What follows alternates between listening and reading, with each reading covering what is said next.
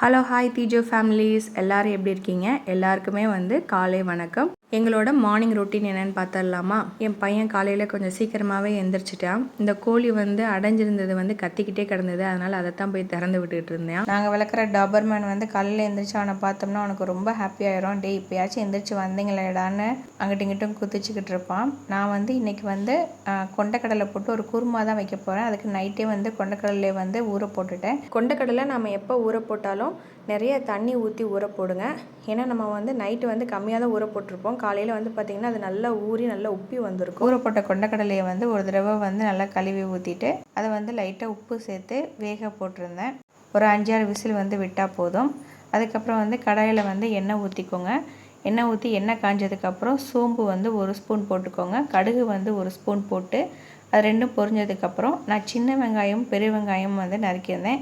சின்ன வெங்காயம் ஒரு 7-8 வெங்காயம், பெரிய வெங்காயம் ஒரே ஒரு வெங்காயம் மட்டும் நறுக்கியிருந்தேன். அதை போட்டு நல்லா வதங்கினதுக்கப்புறம் இதெல்லாம் சமையல்லாம் பண்ண ஆரம்பித்ததுக்கப்புறம் தான் ஐயோ கருவேப்பிலை இல்லைடான்னு யோசிப்பேன். அப்போ தான் போய் டக்குன்னு விறுவிறுன்னு ஓடி போய் கருவேப்பிலையை பறிச்சுட்டு அதையும் சேர்த்துக்கிட்டேன். ஒரு 3-4 தக்காளியை போட்டு அதை நல்லா வதக்கி விட்டேன்னா அது நல்லா வதங்கினதுக்கப்புறம் எனக்கு இந்த இஞ்சி பூண்டு பேஸ்ட்லாம் தனியாக அரைச்சி வைக்க பிடிக்காது. அதனால் என்ன பண்ணுவேன்னா நம்ம என்னனாலும் தேங்காய் போட்டு அரைக்க தான் போகிறோம். அதனால் அந்த தேங்காயோட ஒரு 7-8 பூண்டு கொஞ்சோன்னு இஞ்சியை சேர்த்து அரைச்சிப்பேன். நம்ம வதக்கி வச்சுருக்கிற அந்த வெங்காயம் தக்காளியோட இந்த பேஸ்ட்டையும் சேர்த்துக்கோங்க. கொஞ்சோன்னு மஞ்சத்தூள், அதுக்கப்புறம் ஒரு 3 ஸ்பூன் வீட்டு மிளகாய் தூளை போட்டு தேவைக்கப்போ உப்பு போட்டுக்கோங்க. ஏற்கனவே நம்ம கொண்டக்கடலையில் உப்பு போட்டு தான் வேக வச்சுருக்கோம். அதனால் இதுக்கு மட்டும் லைட்டாக உப்பு சேர்த்துக்கிட்டால் போதும். மசாலாவை போட்டு அந்த எண்ணெயிலேயே கொஞ்சம் அடிப்பிடிக்காமல் நல்லா வதக்கி விடணும். அப்போ தான் குழம்பு கொஞ்சம் நல்லா வாசமாகவும் இருக்கும். கொண்டக்கடலை பார்த்திங்கன்னா இந்த மாதிரி நல்லா வெந்திருக்கணும்.